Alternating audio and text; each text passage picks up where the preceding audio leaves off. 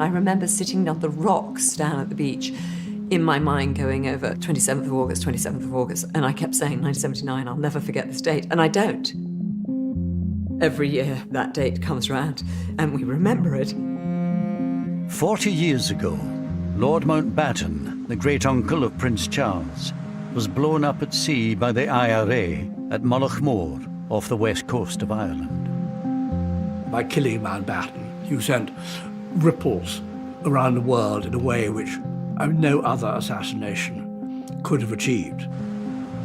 No member of the British royal family had been murdered by terrorists within living memory. At the time, I could not imagine how we would come to terms with the anguish of such a deep loss. 3 others were killed on the boat, including 2 teenage boys. There was a mighty bang, a huge crack like thunder, and I immediately said, Paul is dead. The day was marked not just by the Mountbatten bomb, but by a second IRA attack that killed 18 British soldiers at Warren Point, across the border in Northern Ireland. The IRA couldn't believe their luck. For the nationalist population, we were monsters. This is the story of that day, told by those directly affected by it. It is hard when you see the wounds that never really got sewn up from that day and that tragedy, and that is hard.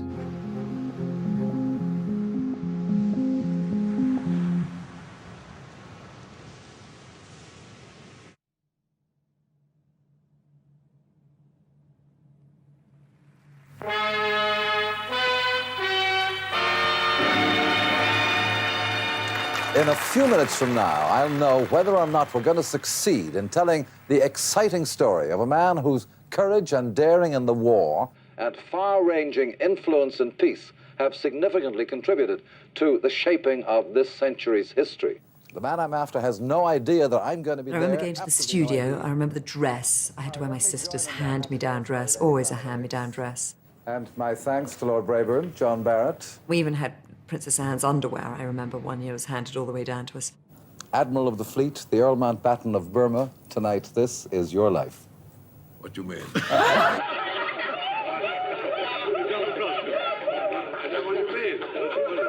here, we have a whole host of surprises for you. Amazing that they managed to pull that off.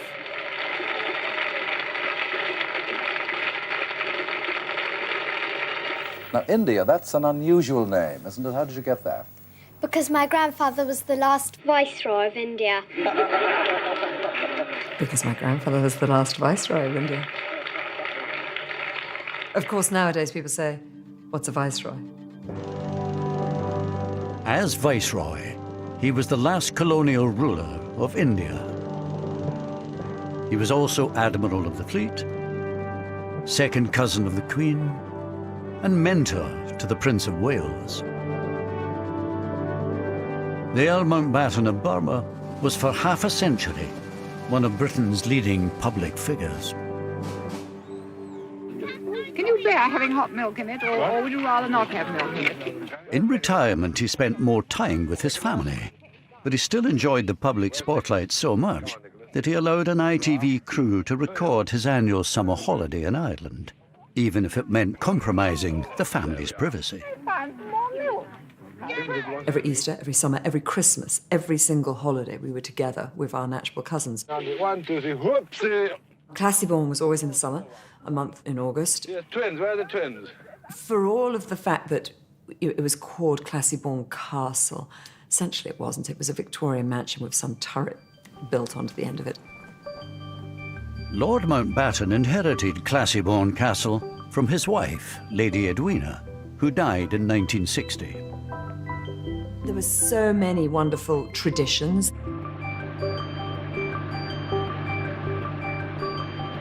The heart of the holiday was going out on the boat.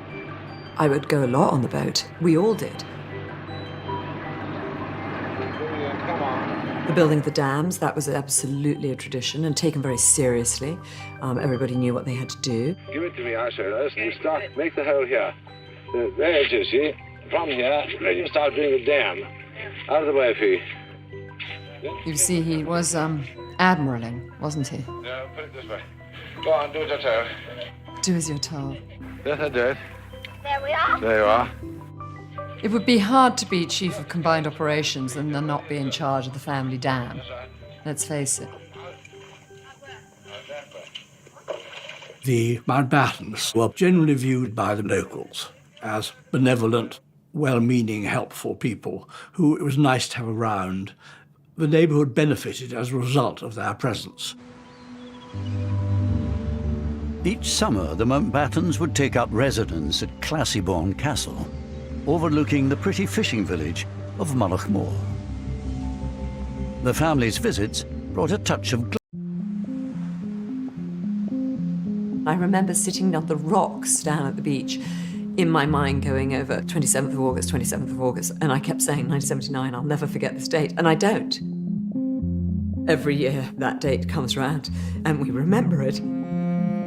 40 years ago, Lord Mountbatten, the great-uncle of Prince Charles, was blown up at sea by the IRA at Mullaghmore off the west coast of Ireland. By killing Mountbatten, you sent ripples around the world in a way which no other assassination could have achieved. No member of the British royal family had been murdered by terrorists within living memory. At the time, I could not imagine how we would come to terms with the anguish of such a deep loss. 3 others were killed on the boat, including 2 teenage boys. There was a mighty bang, a huge crack like thunder, and I immediately said, Paul is dead. The day was marked not just by the Mountbatten bomb, but by a second IRA attack that killed 18 British soldiers at Warren Point across the border in Northern Ireland. The IRA couldn't believe their luck. For the nationalist population, we were monsters.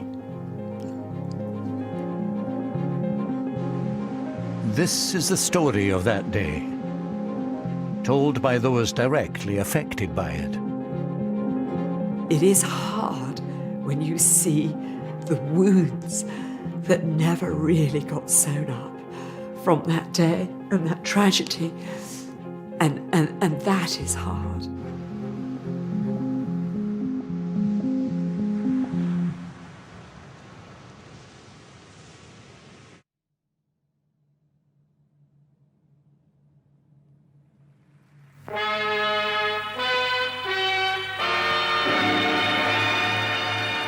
In a few minutes from now, I'll know whether or not we're going to succeed in telling the exciting story of a man whose courage and daring in the war and far-ranging influence in peace have significantly contributed to the shaping of this century's history.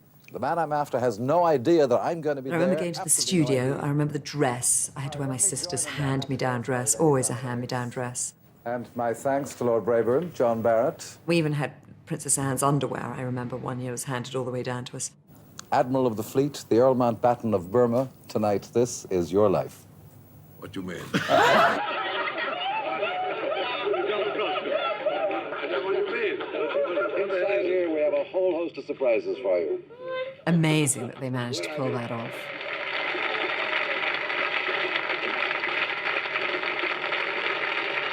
Now, India, that's an unusual name, isn't it? How did you get that? Because my grandfather was the last Viceroy of India. Because my grandfather was the last Viceroy of India. Of course, nowadays people say, what's a Viceroy? As Viceroy, he was the last colonial ruler of India. He was also Admiral of the Fleet, second cousin of the Queen, and mentor to the Prince of Wales. The Earl Mountbatten of Burma was for half a century one of Britain's leading public figures. Can you bear having hot milk in it, or would you rather not have milk in it? In retirement, he spent more time with his family, but he still enjoyed the public spotlight so much that he allowed an ITV crew to record his annual summer holiday in Ireland, even if it meant compromising the family's privacy. Every Easter, every summer, every Christmas, every single holiday, we were together with our natural cousins. 1, 2, 3, whoopsie! Classybourne was always in the summer, a month in August. Yeah, twins, where are the twins? For all of the fact that it was called Classybourne Castle, essentially it wasn't. It was a Victorian mansion with some turret built onto the end of it. Lord Mountbatten inherited Classybourne Castle from his wife, Lady Edwina, who died in 1960. There were so many wonderful traditions.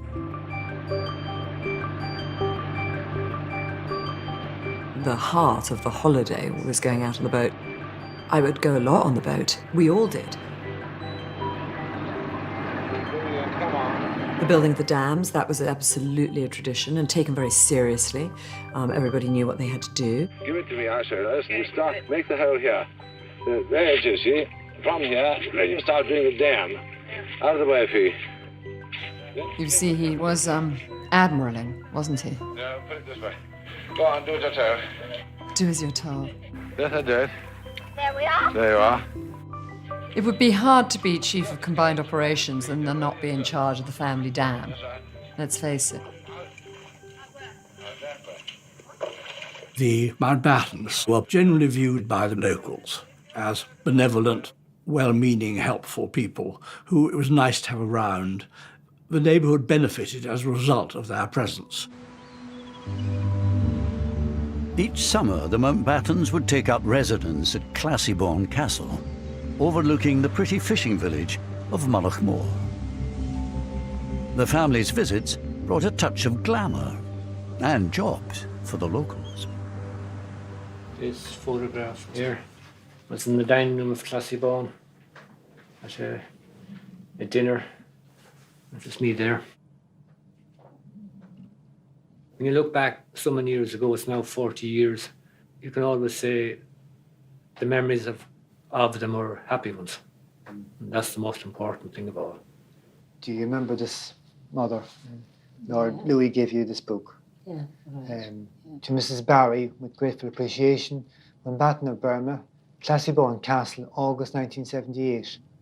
And it was Barbara Carson's book of useless information. So my mother treasures that very much. I think that's the last thing he gave to her.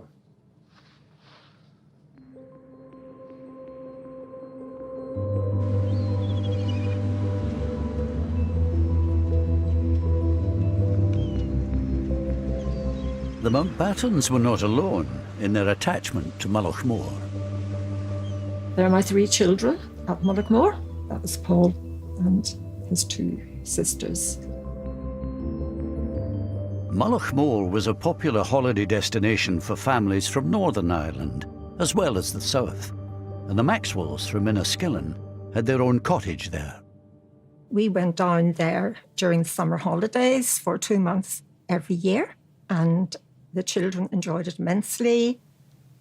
I particularly like this one with Paul. That summer, 15-year-old Paul Maxwell landed his dream job looking after Lord Mountbatten's boat, Shadow 5. I think they had a nice relationship.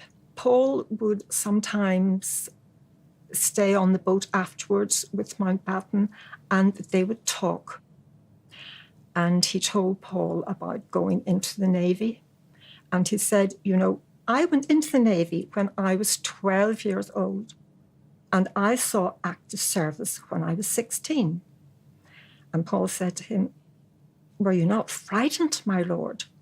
And he said, yes, but you didn't show it. And you can see Classybourne in the background there, in the distance. Classybourne itself had been a fairly early example of what you might call sort of English colonisation, in a sense that quite clearly they were intruders. The Irish obviously presented Britain as such and wanted us out.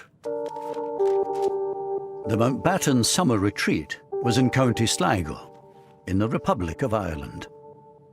Mullaghmore was only 13 miles from the border with Northern Ireland, where in 1969 a bloody conflict broke out.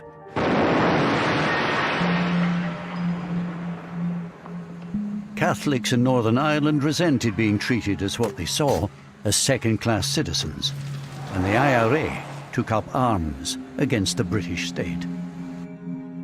Despite the nearby troubles, the Mountbattens kept coming to Classiebawn.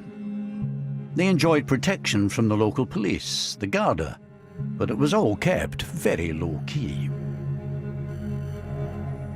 The families themselves were very rarely targeted at all, and there was very little personal animosity. But I don't believe the Garda, more than anybody else, believed that actually there was a serious threat. Judging the appropriate level of security for the Mountbattens was a tough call. My grandfather was very keen not to have the intrusion of an overly protective force around, which is funny when you think that on the mountainside there was a big painted sign, Brits go home. You arrive for your summer holiday and that's the welcome. A reminder that while the fishing village of Mullaghmore itself may have welcomed the Mountbattens, County Sligo had deep roots in the Republican movement. Mountbatten would have been seen by people in the IRA leadership as a cultural icon of the British establishment. Anthony McIntyre joined the IRA in Belfast in 1973. He wanted to get the Brits out and create a united Ireland. Although he later fell out with the IRA, he understood their mindset at the time. He would have been targeted, and his targeting justified on the grounds that by taking him out, there was a blow been administered to the very heart of the British establishment. It turns out that throughout the 1970s, Lord Mountbatten had been a potential target for the IRA. Kieran Conway had risen through the IRA's ranks to become its Director of Intelligence by 1975. He reveals for the first time that an attempt on Mountbatten's life had been actively considered 4 years before the successful assassination.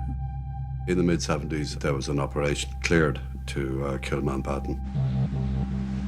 He was to be ambushed either exiting or entering his castle. 4 or 5 men. A spotter car somewhere distant. Then walkie-talkie communication between the people with the guns in the car to say he's on his way. You'd know roughly how long it was going to take. And then open up in the car. The mindset in 74, 75, the early 70s would have been operational, you know, like kill them without too much reflection. I think he would have been astonished if told that there were IRA members in Ireland who were interested in his existence, let alone wanted to murder him. The 1975 plot did not get the go-ahead from the IRA's Army Council, and Kieran Conway temporarily left the IRA later that year. But the military campaign against the British security forces did not let up. In Crossmaglen, it takes all the professional skills of the army to make it safe enough for the Royal Ulster Constabulary to walk around the town where they're charged with maintaining law and order. 2 of them have been gunned down here. By 1979, the British Army had been in Northern Ireland for 10 years. Around 30,000 troops were lined up against an estimated 500 IRA volunteers. Yet 324 soldiers had already been killed. And things were particularly dangerous in South Armagh, which runs along the Irish border. Bombings and shooting. South Armagh had a fairly notorious reputation as being dangerous. more dangerous perhaps than any other battalion area. Of course, South Omagh adjoins the Republic, so life on the border was challenging. South Omagh Brigade was beyond belief. Just its ability, their operational efficiency, they were visibly beating the British.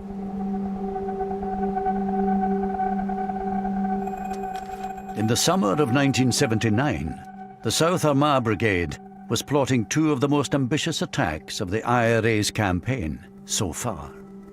One in Warren Point, the other just south of the border in Mullaghmore. There, during the night of the 26th of August, the IRA planted a remote-controlled 50-pound bomb on Lord Mountbatten's boat, Shadow 5, sitting unguarded in the harbour.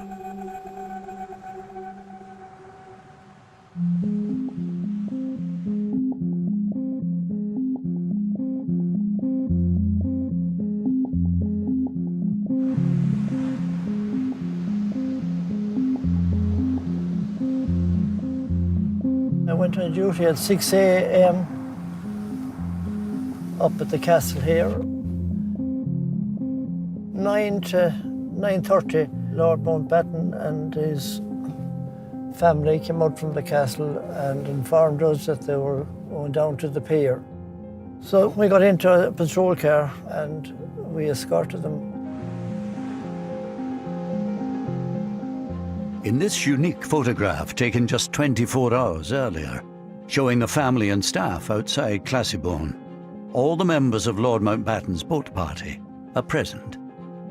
His son-in-law, Lord Brabourne, and his daughter Patricia, their 14-year-old twin sons, Timothy and Nicholas Knatchbull, and their 83-year-old grandmother, Doreen, the Lady Dowager. The only non-family member on board was the 15-year-old Northern Irish boat boy, Paul Maxwell.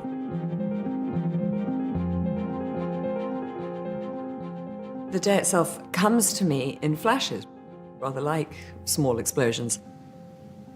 I remember distinctly sitting in the library with my brother. My grandfather and the others had gone out of the boat, and Ash and I were watching on this crackly, fuzzy television screen, Laurel and Hardy. On that day, the 27th of August, 1979, I was sitting on the back patio with Paul's father and Aunt Lisa. Paul said, "Goodbye, Mum. See you in the evening." I didn't think that was the last time I would ever see him alive.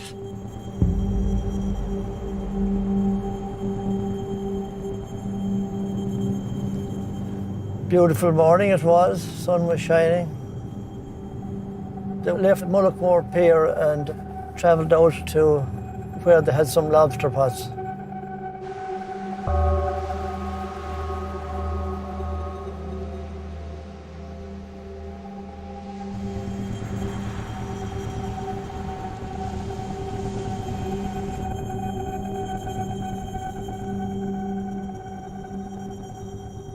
This is where we were. Yes, looking out, you could see the boat as it came along.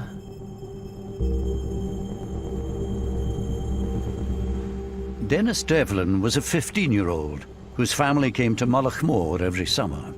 Their caravan was parked just off the coastal road. I seen his boat and I recognised it. There's a green with a white cab and I just recognised it was his boat. As they come in, I could hear them talking among themselves. As the boat pulled up, I remember the young fella over the side of the boat pulling in the lobster pot and slowly pulled it in. The boat had turned round towards me and I was just watching it and I knew it was Lord Mountbatten's boat. The next thing, everything was spewing up into the air. Everything just rose up and I knew it was an explosion.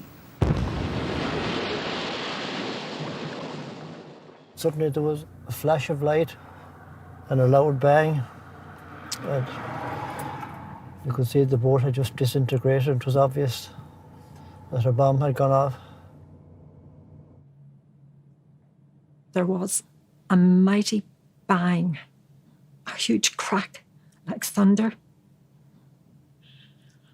And I immediately said, Paul is dead. And I knew he was dead because I felt a part of me go.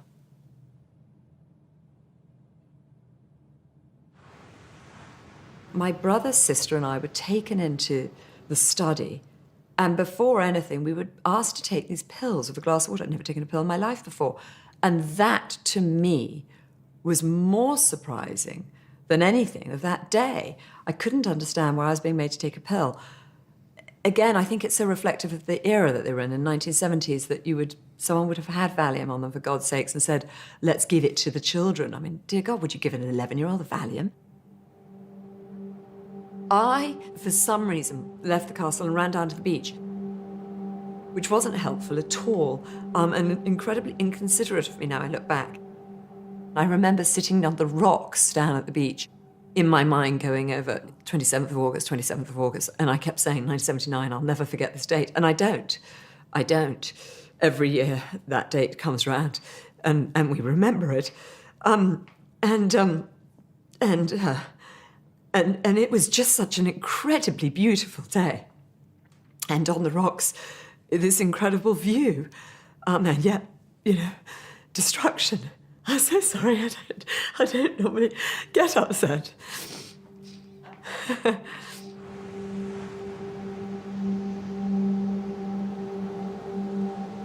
I remember it very vividly, every moment of it, really, from the very start to the very end of the day, and I think I'll always remember it. Lord Mountbatten's boat had exploded. So immediately I got two friends and we went out on the boat to see what we could do. And we arrived there, and those other boats that were in the near vicinity, they were already lifting the survivors.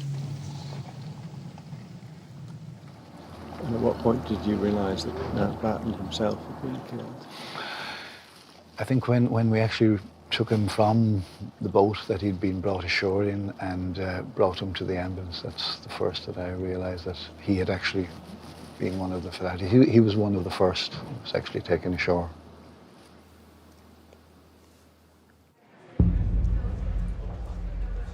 It was a perfectly ordinary day, that August bank holiday. I was helping to put together the lunchtime bulletin for Radio Ulster. Nicholas Witchell was a trainee reporter at the time in the BBC newsroom in Belfast. We received a tip-off from somebody we knew suggesting that there had been an explosion reported at Mullaghmore in the Republic of Ireland. I do remember forming the words on my pad, Mountbatten dead. By now, all but one of the bodies of the boat party had been recovered. Lord Mountbatten and Paul Maxwell had been killed instantly. The 83-year-old dowager fatally injured. The parents of the twins were also seriously wounded, as was 14-year-old Timothy. His twin brother Nicholas was still missing.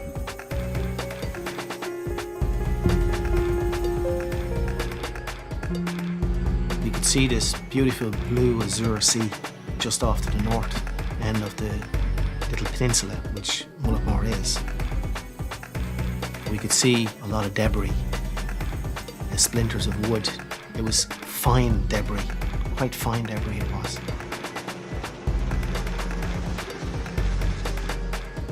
I was winched from the rescue helicopter. I was placed into the water beside what looked like the bubble of an anorak.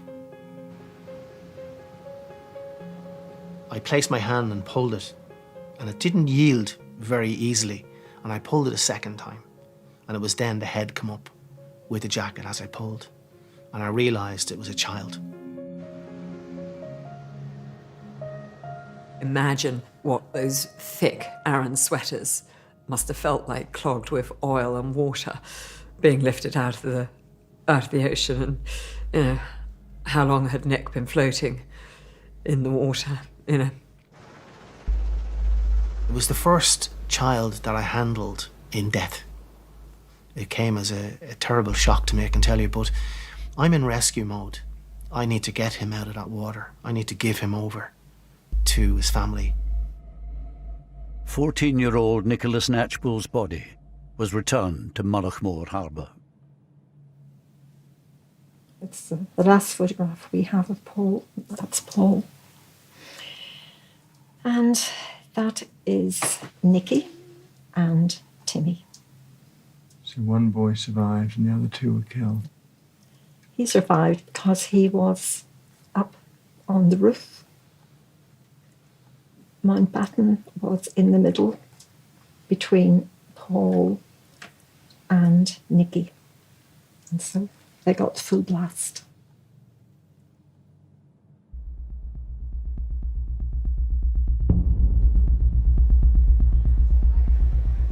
Later that afternoon, I had a phone call from a contact I knew within the Republican movement, who asked, most unusually, to drive up to the Falls Road to meet him. Opened the door, he got into the car, sat down beside me, we drove on. Then he reached into his mouth, like that, and drew out a small scrap of paper which was wrapped up in cling film, unwrapped it, and this was a telex message which contained the IRA claim of responsibility for, as they put it, the execution of Lord Mountbatten. The choice of the word execution is very deliberate. It is an attempt to imply that there was some kind of a justification. Execution implies a judicial process, clearly, absolutely inappropriate. By killing Mountbatten, you sent ripples around the world in a way which probably no other assassination could have achieved. While people were still reeling from the news that a member of the royal family had been killed at Mullaghmore, the IRA's operations that day were not yet over. Now the British Army was in their sights. Later that afternoon, over 100 miles away, members from another South Armagh unit were lying in wait by the Newry River on the southern side of the Irish border. They were hoping to blow up a British Army convoy travelling along the road from Warren Point across the river in Northern Ireland by detonating 2 radio-controlled bombs that they'd planted earlier. One, a 700-pound device hidden in a lorry piled high with straw, was parked in a lay-by. The other, 1,000 pounds worth of explosive, hidden in a nearby gate lodge.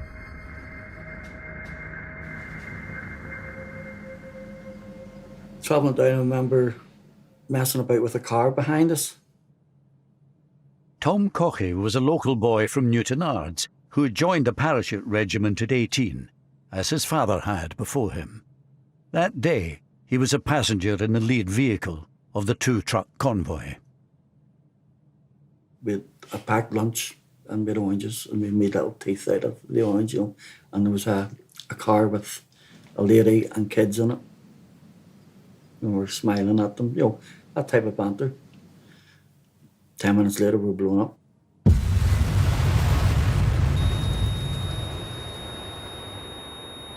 Not a bang, just a rumble.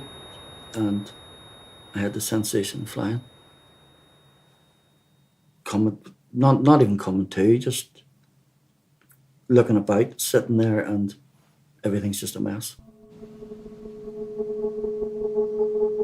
I came into the roundabout and you couldn't see past the roundabout, totally obscured with smoke. Peter Malloy was a freelance photographer at the time, who just happened to be passing. I got out, grabbed the cameras, and just as I'm going into it, a policeman's coming running out, and he's screaming. He says, don't go in there, they're all dead. I just put the camera into autofocus and I just shot generally. The first thing I saw was a long wheelbase Jeep, and there were soldiers in that, and one look told you they were obviously dead. And the heat, you couldn't really go too close to it. everything was burning. And my legs were on fire. No, I couldn't move. And the next thing, the guys were on me. They were pouring water, trying to put me out. And one of the guys gave me his red berry to put over my face to keep the sun off it. And I can remember lying there and voices, dead, he's dead, he's dead, he's dead, he's dead, he's dead. And voices getting closer to me. And whether I imagined this or whether, I don't know, but I vividly remembered. I remember saying, I'm not dead. And taking the berry off, it was like a roll call of the dead. 7 of the 9 paras travelling in the first truck had been killed. Tom Coche, along with his friend Paul Burns, were the only survivors. But the carnage didn't end there. A very fine English voice shouted, there could be a second bomb. Take hard cover. And they all went over towards the gate lodge. Across the river, the IRA bombers were lying in wait, ready to detonate the second bomb. They'd predicted correctly where the surviving British troops were likely to regroup. I remember getting put in that chopper and Paul Burns being put in. I remember looking at his face and it was like something out of Tom and Jerry.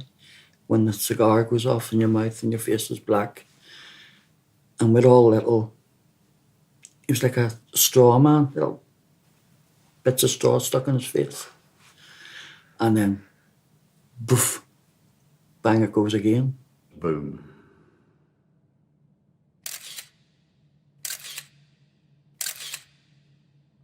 I was thrown back and I got up again and it was over. Basically, it was over.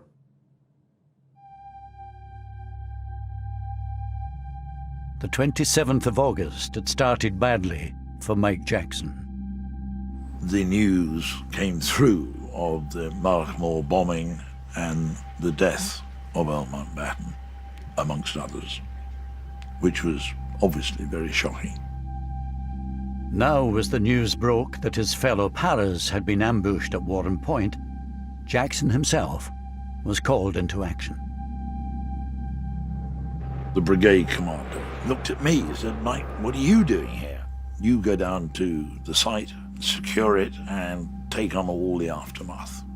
And so I gave out some rapid orders and got on the first light helicopter I could.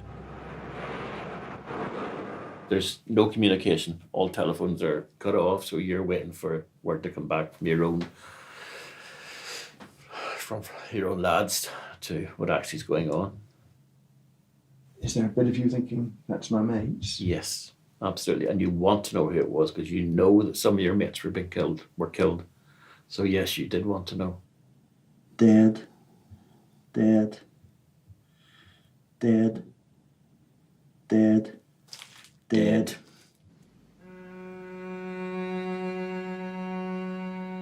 A further 11 British soldiers had been killed in the second explosion.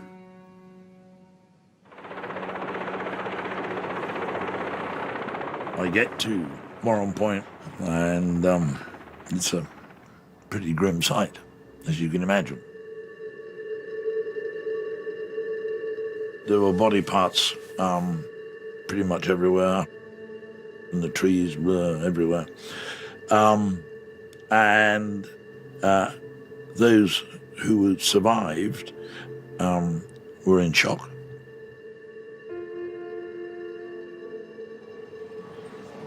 It was absolutely obvious right from the earliest point that this was a death toll on an exceptional scale. It transpired, of course, that 18 soldiers had lost their lives, the greatest single loss of life that the British Army had suffered in Northern Ireland.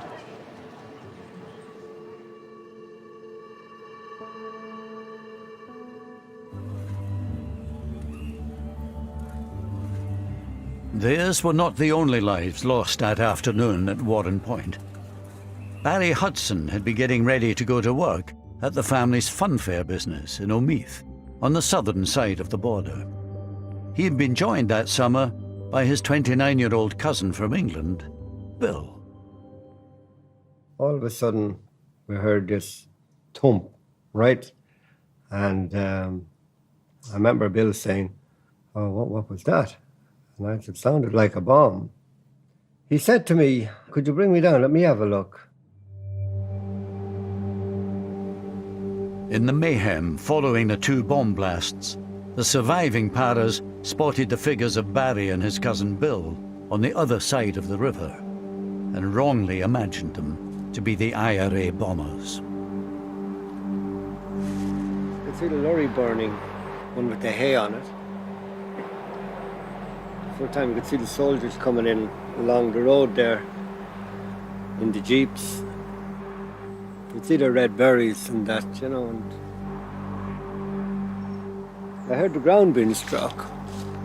And then I felt my arm like a stone hitting it. I thought it was something, a stone maybe or whatever. And it was bleeding. And then there was more. So I turned and Bill was standing over there. The car was just parked up there and he was standing to the right, we'll say. And I shouted at him then to get down. And then you could hear more guns and branches cracking and that. So I ran like hell. And zigzagged up that lane. I've seen it in war film. I always thought it was a load of baloney, really, because you couldn't escape that. But I did. Then it all stopped. Dead quiet.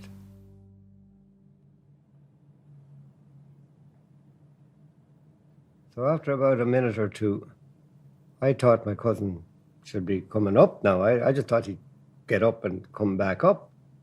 I looked around the corner and I seen him lying on his back and blood, a lot of blood. And I ran down to the car. I knew when I seen him, it's nothing anyone can do for him. The lad that pulled the trigger, I'm sure he was shell-shocked. Didn't enter his head for one instant, not to pull that trigger. And I think we would all have done the exact same thing in that situation. It was left to Barry to report the tragic news to Bill's father. Ironically, Bill Sr. worked in Buckingham Palace as one of the Queen's coachmen. I said, "Oh, terrible news, Uncle." I said, "Bill's dead." "Oh, dead? Huh? What happened? How'd he dead?" And I said, "He got shot." I said, "How'd he get shot?" Terrible. Terrible. Just one of the worst moments of my life, actually. Something I wouldn't want anyone to have to do. The army later acknowledged that Bill Hudson was an innocent civilian, mistakenly killed.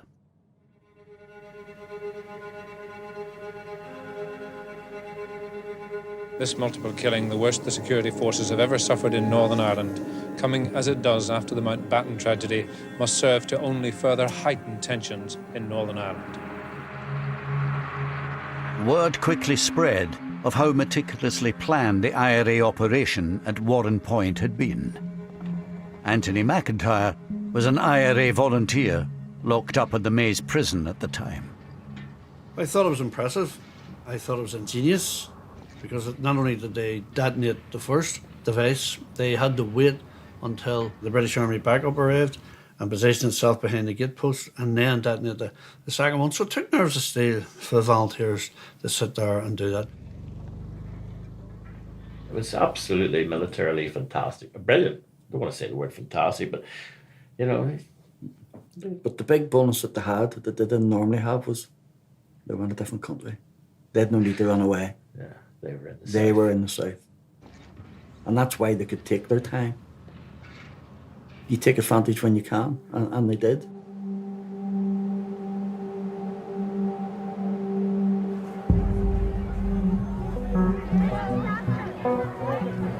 Will you please stand still and I will move? The attacks on Lord Mountbatten and the British soldiers made a deep impression on Mrs. Thatcher, who had been Prime Minister for only 4 months. Within 36 hours, she landed in Northern Ireland on an unscheduled visit to investigate what had happened and to offer reassurance. When she went to Northern Ireland, I remember the walkabout in the shopping mall, which I thought was an extremely brave thing to do. Not because there was much risk of being shot in that environment, but simply because there would be a lot of people in the shopping mall who didn't like her very much. Mrs. Thatcher, we want the freedom for our country, and you're soldiers out! She was a very feminine person. And it's like the world just fell. Yes, basically. She was profoundly moved. She didn't blub, but tears came to her eyes. Well, it could have been a lot worse. She only very rarely wept, to my knowledge anyway. And when she did, there was good reason for it. She's not everybody's cup of tea, I know that, but she was able to relate, and they to her, to the soldiers. About the same. Very doughty lady.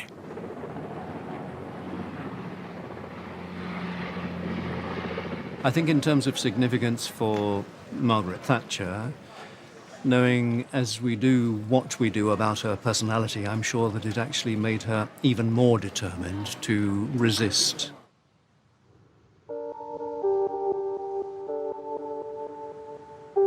Mrs. Thatcher's flying visit did not extend to the scene of the Mountbatten bombing over the border in the Republic of Ireland.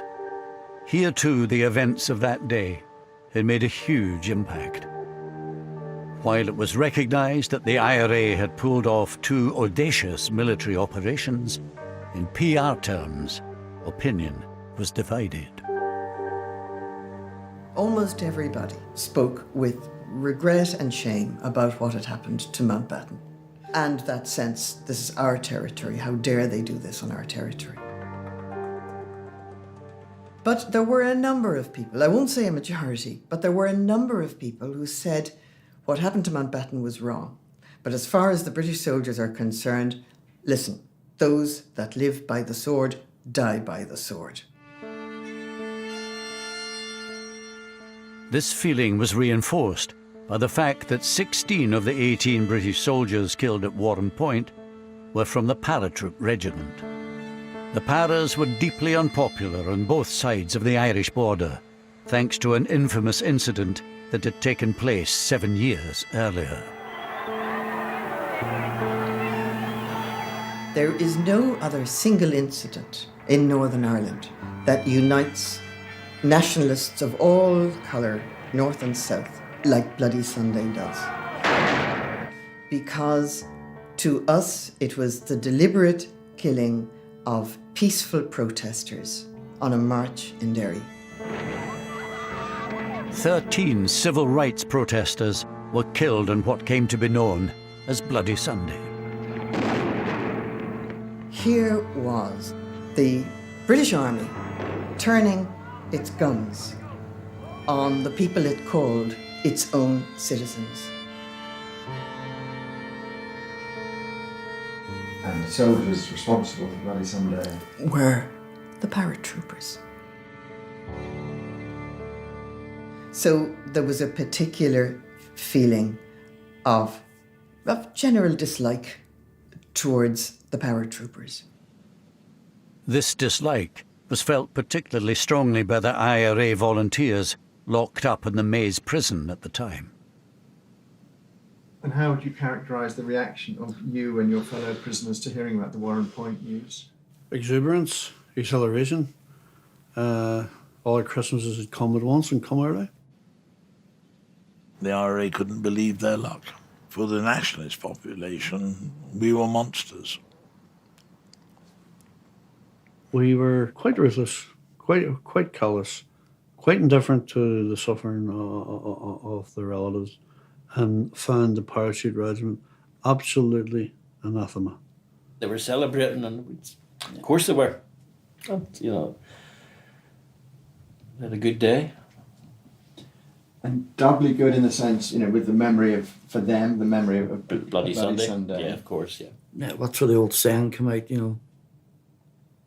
13 dead, not forgotten. We got 18 on Mountbatten. There's a quote for you. Very good.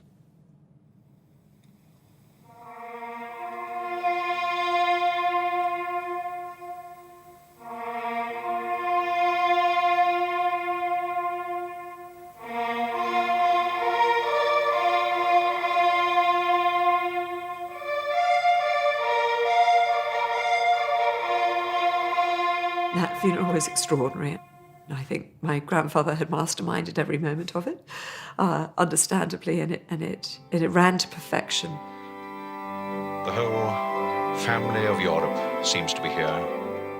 Lord Mountbatten's state funeral, the largest of its kind since Winston Churchill's, provided a vivid reminder of the personal nature of the blow dealt to the royal family.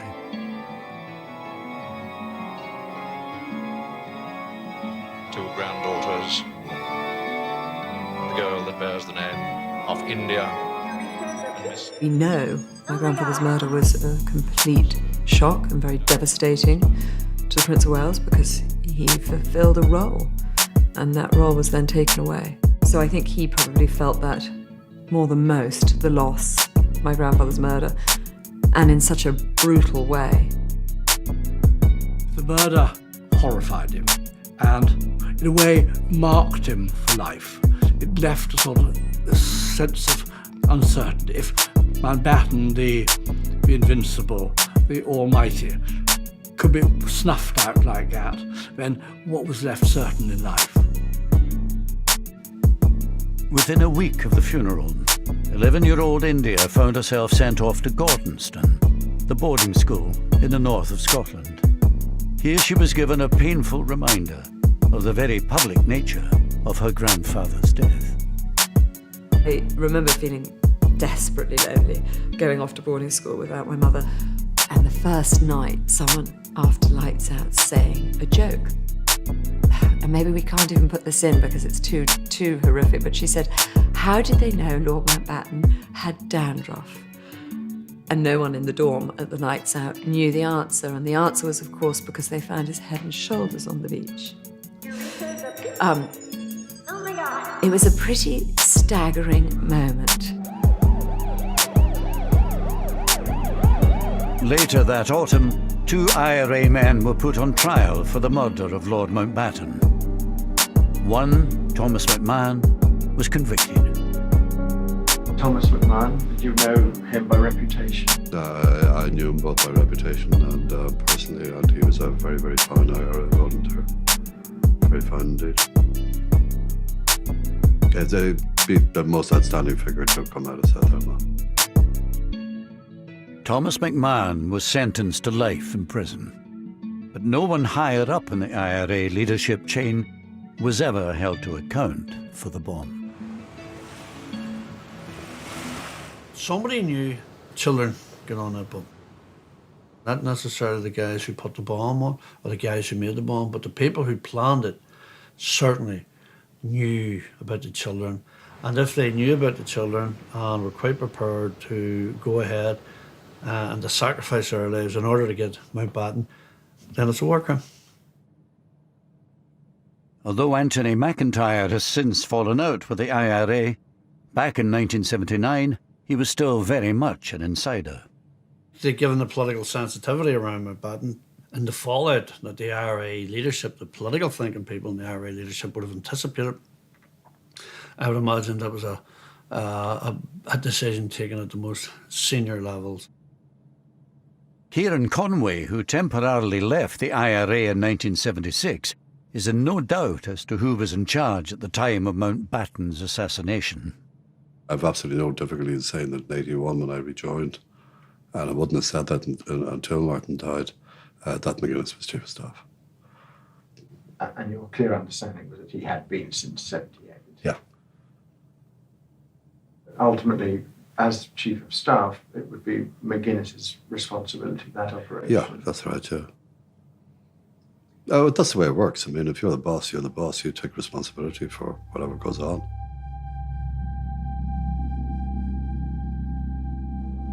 Meanwhile, no one was ever put on trial for the bombs at Warren Point, let alone convicted, despite the arrest on the day itself of 2 IRA suspects near the scene of the carnage. Well, of course it's frustrating. The offence is one of murder, mass murder. And it is a source of great regret that nobody was brought to account for it.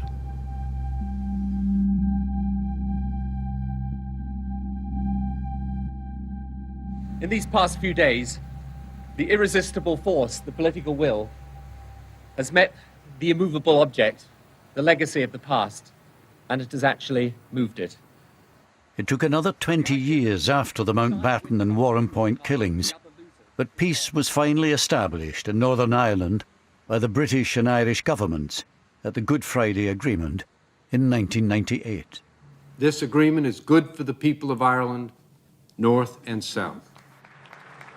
As part of the peace process, the IRA's prisoners were released, including Thomas McMahon, the sole IRA member convicted of the killings.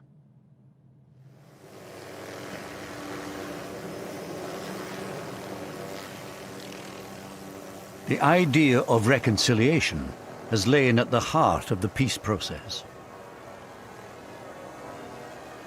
And there we get a first glimpse of the Queen.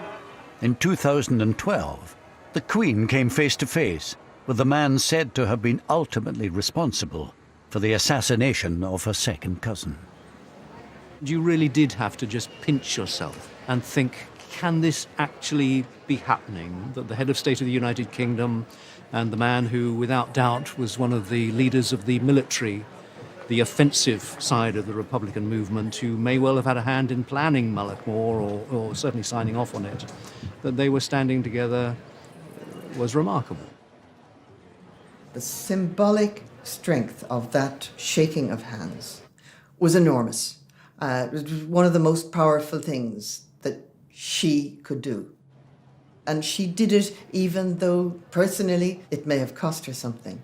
But it was terribly important that that was done. Only she could do it, and she did it. She's a more admirable person in the transaction, I think, you know. I think it was more difficult for her than for him.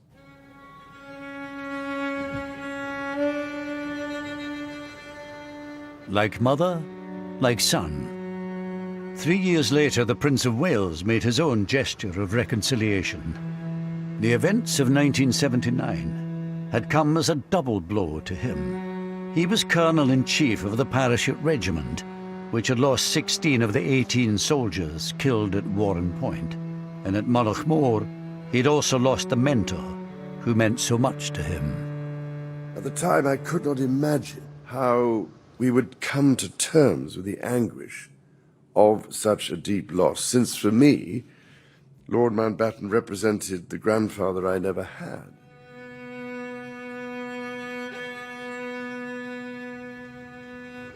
The poet Yeats once wrote, "And I shall have some peace there, for peace comes dropping slow."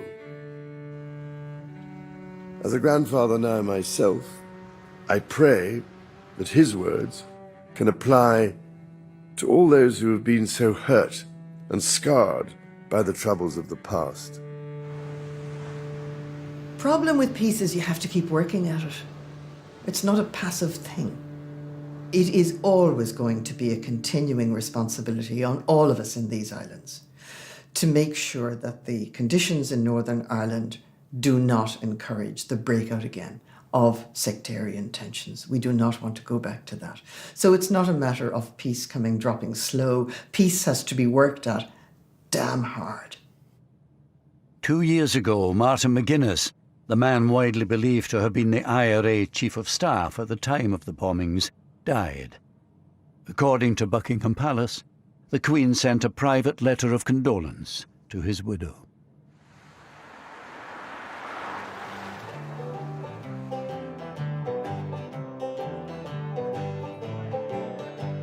Today, for the most part, normal life has returned on both sides of the Irish border. But the sense of shame in the village of Mullaghmore lives on, especially among those who'd had close ties to the Mountbattens. There was a terrible sense of shock in this village and disbelief. And there was a dark cloud over the area, over the village for years after. People didn't talk about it. They did in their own houses, hushed, talked about it, but not out in the open. People felt so bad about what had happened and embarrassed about it. As with the town, so with the individuals themselves. They too are still struggling to come to terms with the tragic events of 40 years ago. I never took another picture since. It was 40 years ago. Why did you never take another photograph? I just couldn't face it. I was literally shaking. I watched the firemen and I thought that's what I should have been doing. And the following week, I applied and I joined the fire service then. Loved it. Loved it. I see that young boy's face over and over, and it doesn't go away, and it doesn't get any more blurred as it did from 1979 to today, because I can still see it. I'm okay with all that because I brought that kid home.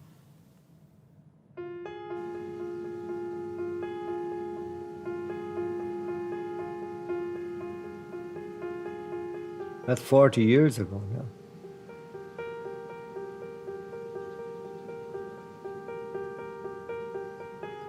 It hasn't been one day, I'm sure, that it hasn't crossed my mind. Sometime. And that's a long time for something to stick in your mind. Didn't feel lucky at the time. Didn't feel lucky for 10 years after. I wanted to be with them. Why did I survive? It was like a day that would never end, and then went on to weeks that would never end, and years where grieving would never end, and it hasn't. I will always grieve for Paul. I carry him in my heart everywhere I go. I asked my mother about doing this, and she said, yes, absolutely, it's important to keep talking. I think in trauma and in death and in survival, there is so much that is unsaid, and there is, unfortunately, no path. There's no written textbook of healing. And so in amongst my 7 cousins who I am and remain close to, and my own siblings, everybody coped very differently. And some didn't cope well.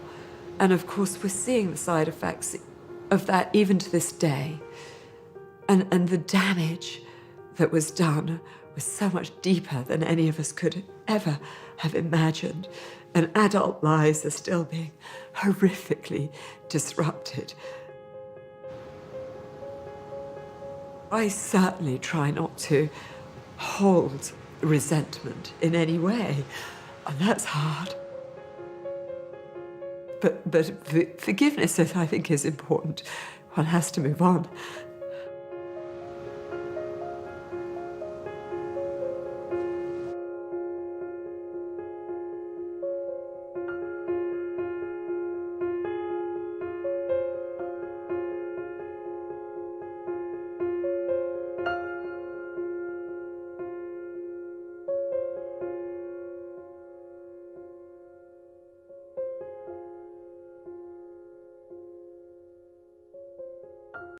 and taken very seriously. Everybody knew what they had to do. Give it to me, I say. Listen, you start, make the hole here. There it is, see? From here, then you start doing a dam. Out of the way, Fee. You see, he was admiraling, wasn't he? No, put it this way. Go on, do it your toe. Do as you're told. Yes, I did. There we are. There you are. It would be hard to be Chief of Combined Operations and then not be in charge of the family dam. Let's face it. The Mountbattens were generally viewed by the locals as benevolent, well-meaning, helpful people who it was nice to have around. The neighbourhood benefited as a result of their presence. Each summer, the Mountbattens would take up residence at Classybourne Castle, overlooking the pretty fishing village of Mullaghmore. The family's visits brought a touch of